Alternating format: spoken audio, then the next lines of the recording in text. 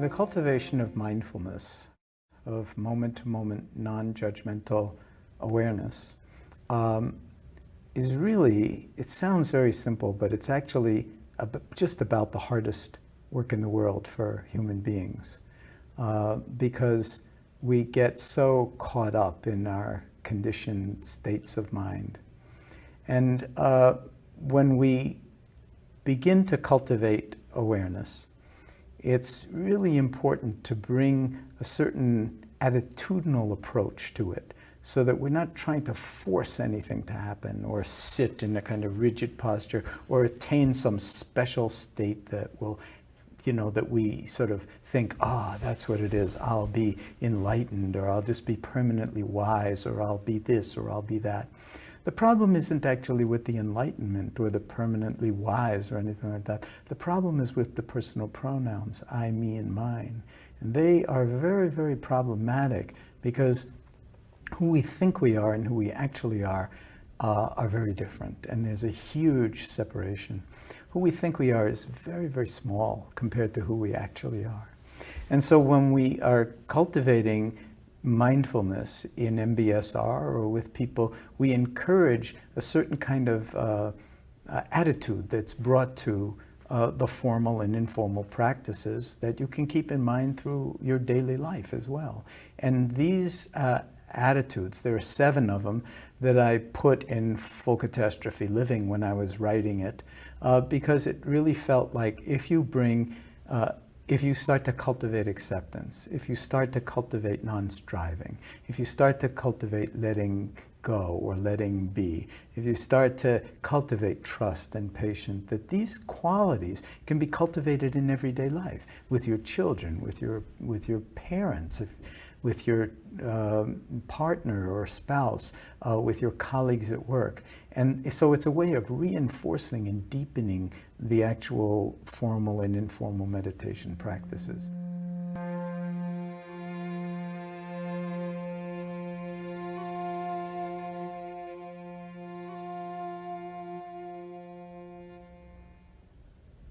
Beginner's mind is a lovely orientation to bring to the present moment.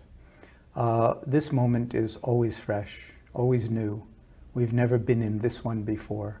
And yet we bring so many ideas and attitudes and desires to every moment that we can't actually allow ourselves much of the time to see things as if for the first time.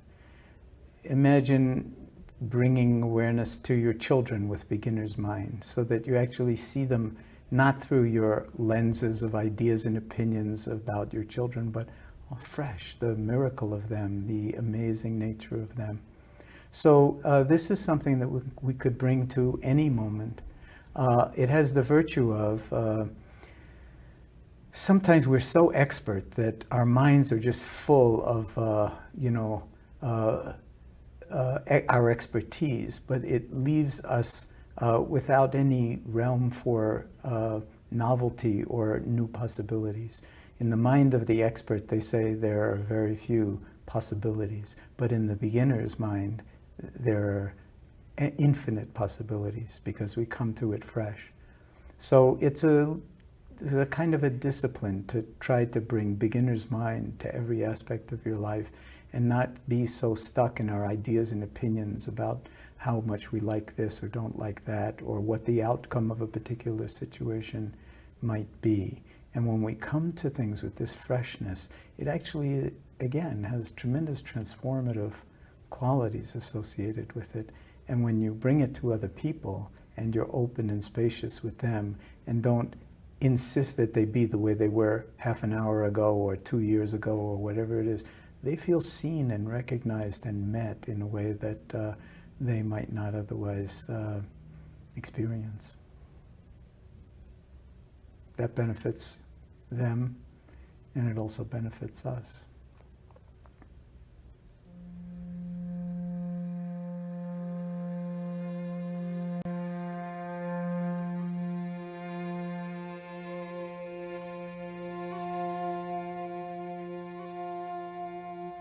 Non-judging is a very important element of mindfulness practice, and in fact is part of my working definition of mindfulness, which is the awareness that arises through paying attention on purpose in the present moment, non-judgmentally. And the non-judgmentally is the real challenge, because when you start to pay attention to what's on your mind, you very rapidly discover that we have ideas and opinions about everything, just about everything. And we're always judging things in terms of, I like that, I don't like that, I want that, I don't want that, this is good, that's bad. And it's like a steady stream of judging. So when we speak of mindfulness as being non-judgmental awareness, it doesn't mean that there won't be judgments. It means that you will be aware of how judgmental we actually are, and then not judge the judging.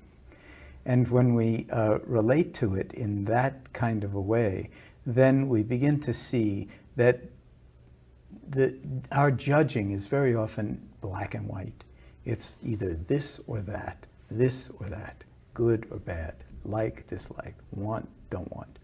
And we get imprisoned by that kind of view. But being non-judgmental doesn't mean that all of a sudden you get stupid and think, well, I'm not going to be judgmental, so I'll just walk out in the street in front of an oncoming truck. What difference does it make? No, it means that we will cultivate discernment. This is the capacity to see what's actually unfolding, but not to judge it, but to recognize it and to understand it in relationship to our experience.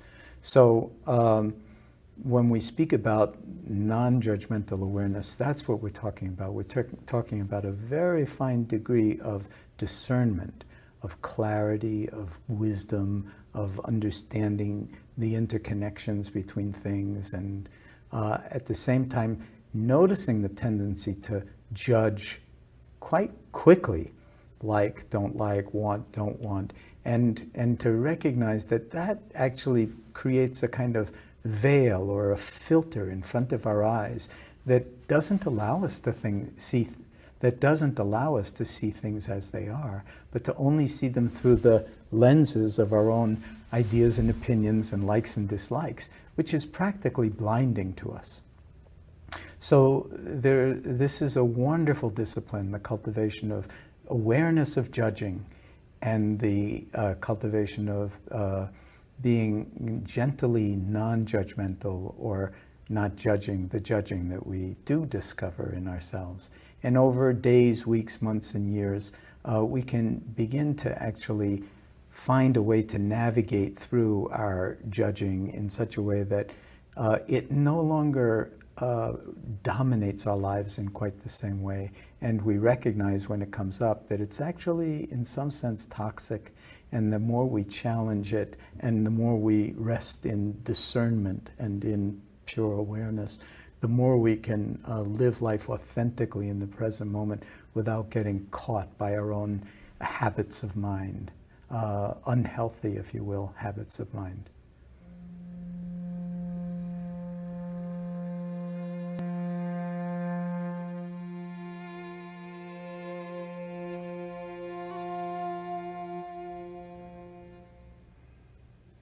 Acceptance is a very active process. There's nothing passive about it. It's not passive resignation, but it's an active recognition that things are actually the way they are. Sometimes they're not the way we want them to be. So acceptance doesn't mean that we can't work to change the world or to change circumstances of one kind or another, but it means that unless we accept things as they are, we will try to force things to be as they are not, and that can create an enormous amount of difficulty. If we recognize the actuality of things, then we have the potential to apply wisdom in that situation to actually shift our own relationship to what is occurring in ways that might be profoundly healing and transformative. But without acceptance of one's situation, then it's very difficult to know where to stand. And without knowing where to stand, it's very difficult to take the first step. So some things are very hard to accept. Like when something, when you experience pain, for instance, and you don't, in your body, and you don't know what it's from, it's very, very difficult to accept it, because we want to know what it's coming from. And if we don't have any answer for what is causing the pain, then it can be very, very difficult to accept it. But what we find working with chronic pain patients is that before you can actually work with pain and suffering, you need to actually put out the welcome mat for it and accept it as it is, because whatever has been done medically that could be done has been done, and you're still living with a certain degree of pain. What our people with chronic pain who come to our clinic experience is that there's a lot of different ways to actually work with pain, but the first step is to actually put out the welcome mat for it, which is very hard to do when you're suffering, but it's actually the gateway into freedom from suffering. So that's one of the most powerful ways in which acceptance can be brought to bear on healing and transforming one's life, and is a very, very powerful factor, and is a very, very powerful attitude in the cultivation of mindfulness.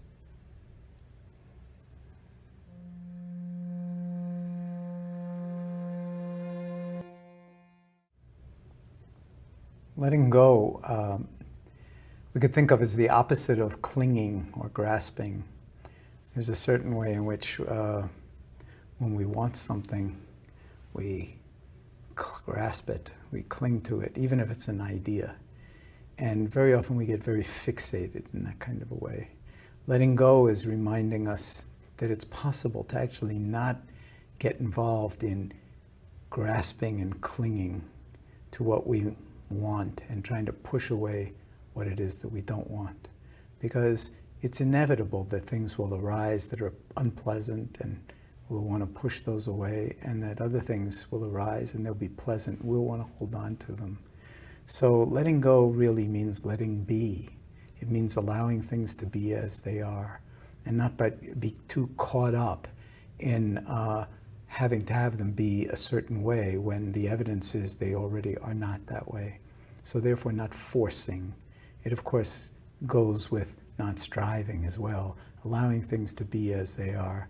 In India, they sometimes use a particular way of trapping monkeys, where they take a coconut and they cut a small hole in one end, and then they tie the coconut with a wire to the base of a tree. And they put a banana inside the coconut, and then the monkeys come down from the trees and they put the hand in the coconut. But the hole is crafted so that if you grasp the banana, you can't get your hand out of the hole. The fist is too big. So you have to let go of the banana to actually release your hand. So the monkeys don't want to let go, and that's how they're trapped. So letting go, or letting things be as they are, means allowing the recognition that when you are caught by your own desire, by your own attachment to things being a certain way, that's painful, but that the letting go is actually the doorway to freedom. And it's something that you don't do once. It's something that you practice over and over and over again, moment by moment by moment. Every time, excuse me, every time you catch yourself clinging to something, you remind yourself it's possible to just let it be and to just let it go. The breath can remind us of that too, because every time we take a deep, because the breath can remind us of that, because every time we take a breath in, we have to let it go. Because otherwise there's no room for the next breath. So it's a natural part of life to receive and then release. Receive and let go.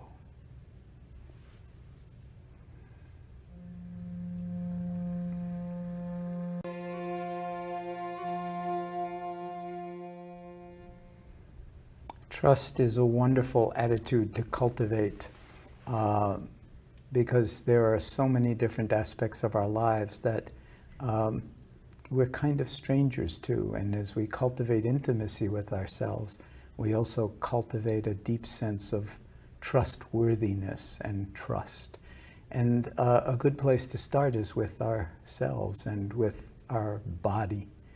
So can we actually come to trust the natural wisdom of the body and how beautifully the body supports our life? We very often take it totally for granted until something untoward happens.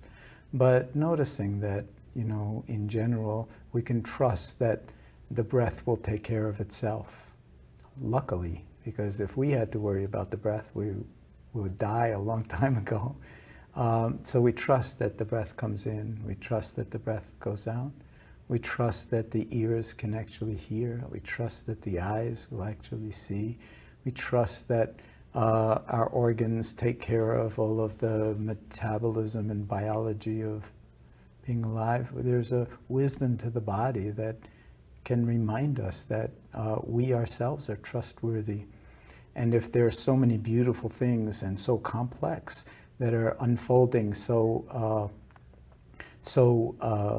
beautifully in the body, well, why should the mind be any different? Why should the heart be any different?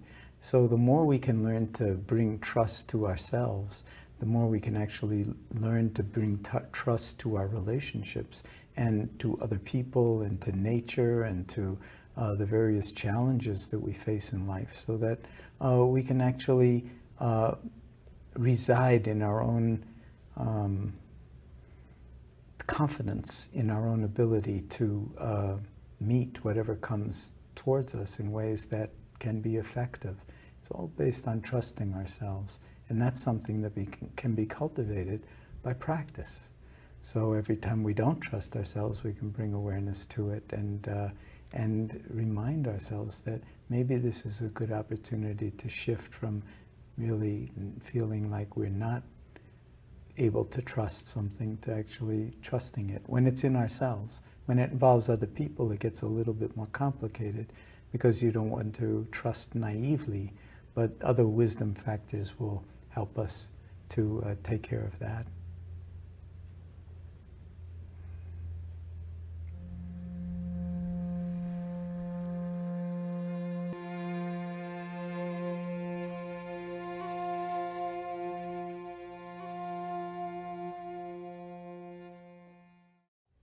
I don't know if you've noticed this, but a lot of times I find that I'm impatient to get to the next important thing happening, and so missing the present moment because of my impatience. So to actually intentionally cultivate patience and a kind of recognition that things unfold in their own way, and that in some profound way, things cannot be hurried. So when we're always rushing to get someplace else, the byproduct of that is that we're never where we actually are, which is a tremendous sadness and a tremendous loss. Sometimes we're impatient with other people, sometimes we're impatient at work, sometimes we're impatient to get things done. But this wisdom of patience is something that is also profoundly healing and restorative, and is akin to recognizing, as some children don't, when they, for instance, try to make the butterfly come out before its time from the chrysalis, that certain things can't be hurried, but things do unfold in their own time. So if we actually learn to be patient with ourselves, then we're inhabiting the present moment in ways that have great comfort and great profundity of both acceptance and wisdom associated with them.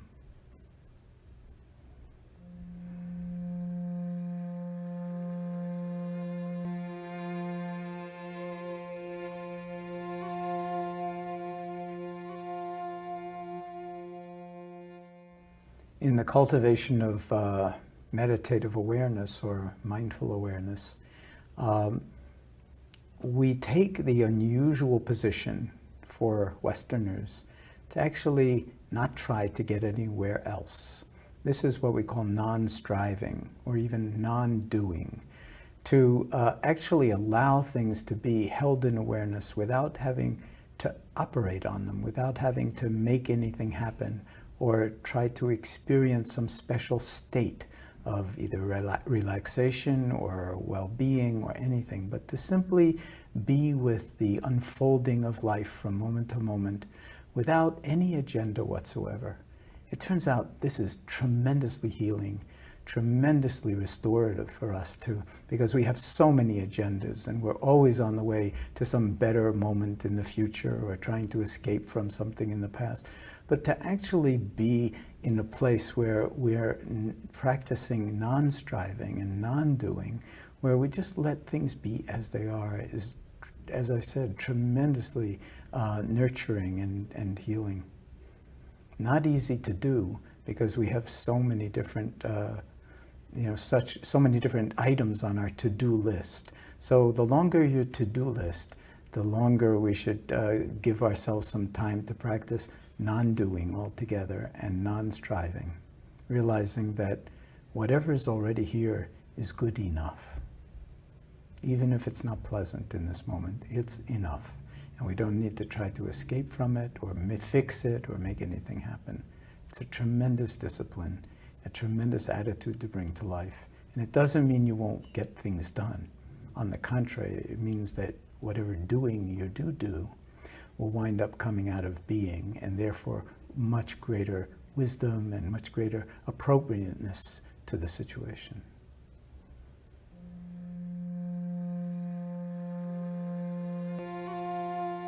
Now, people often ask me, well, why did you stop at 7? And I say, I don't know. I mean, I just stopped at 7, but I left out a few that I really probably am going to put in the next edition. And one of them would be gratitude. To bring gratitude to the present moment because, well, say, for one thing, just we're alive. We take that so much for granted. A little gratitude, wow. The body's working, I'm breathing in, I'm breathing out, my eyes work, my feet work, if, the liver is working, the kidneys are working. I mean, we take so much for granted. So in that sense, the 7 attitudes are a way to remind us of that, and gratitude really should be in that list. Another one would be generosity. A sense of how powerful it is when you give yourself over to life and that you give other people what would make them happy. Not for yourself, not so that you can pat yourself on the back and say, I am a generous person, but because it gives joy to others. It enhances interconnectedness. You demonstrate that you care and that you are actually giving some time and attention and thought to someone other than yourself. So both gratitude and generosity, I think, should be included in that list.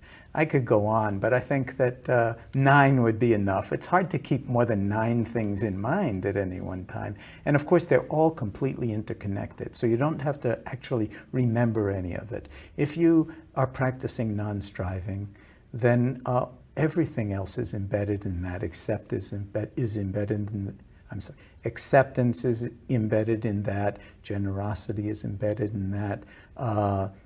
Gratitude is embedded in that.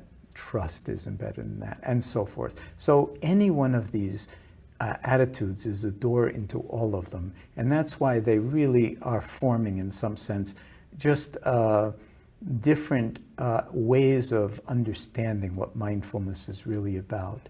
And I probably should say that in all Asian languages, the word for mind and the word for heart are the same word. So in English, when you hear the word mindfulness, if you're not hearing the word heartfulness, you're really not understanding it fully.